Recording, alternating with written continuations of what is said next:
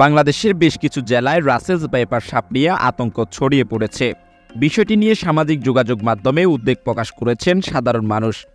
কিন্তু প্রশ্ন হচ্ছে, সাপটি নিয়ে যে মাত্রার উদ্বেগ প্রকাশ করা হচ্ছে তা কতটা যৌক্তিক? এ বিষয়ে সাপ গবেষক ও বিশেষজ্ঞরা বলছেন, রাসেলস ভাইপার সাপ কামড় দিলে তার চিকিৎসা রয়েছে।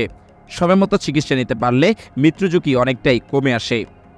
বেসরকারি সংস্থা deep ecology and snake conservation foundation বলছে, বাংলাদেশের রাসেলস ভাইপার সবচেয়ে বিষধর কিংবা প্রাণঘাতী সাপ নয়, বরং সাপের কামড়ে দেশে যত মানুষ মারা যায় তার অর্ধেকেরই ফাতিক কেউটে সাপের কামড়ে। তবে সময়মতো চিকিৎসা না নিলে রাসেলস ভাইপারের কামড়েও মৃত্যু হতে পারে। বিষের বিরুদ্ধে কার্যকর বা বিষ নিষ্ক্রিয় করতে পারে এমন উপাদানকে অ্যান্টিভেনম বলা হয়। এ বিষয়ে স্বাস্থ্যমন্ত্রী সামন্ত লাল সেন জানিয়েছেন, সারা দেশে পর্যাপ্ত পরিমাণ বিষ প্রতিষেধক বা অ্যান্টিভেনম রয়েছে।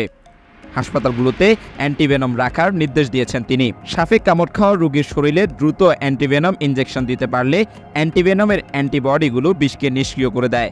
ফলে আক্রান্ত ব্যক্তির জীবন বা অঙ্গ প্রত্যঙ্গ বেঁচে যায়।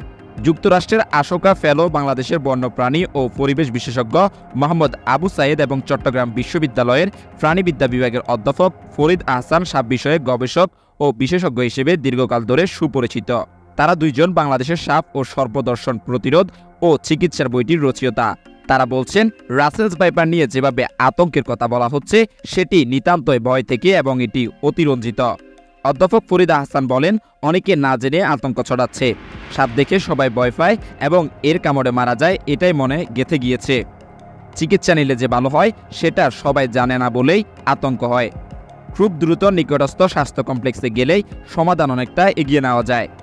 গবেষক মোহাম্মদ আবু সাইদ বলেন, রাসেলস ভাইপার কামড় দিলে রোগী মারা যায় এটিও সত্য নয়, বরং রোগী সহজে মারা যায় না। ন্যূনতম 72 ঘন্টার আগে সহজে এই সাপের কামড়ের রোগী মারা যায় না। বাংলাদেশে এই সাপের কামড়ের পর 15 দিন পর্যন্ত বেঁচে ছিল এমন তথ্য রয়েছে।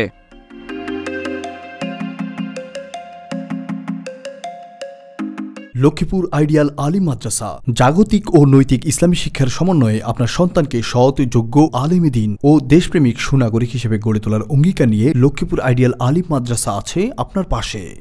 এখানে প্লে থেকে আলিম পর্যন্ত সাধারণ বিভাগ, বিজ্ঞান বিভাগ, হিফজুল কোরআন ও গার্লস শাখায় ভর্তি চলছে।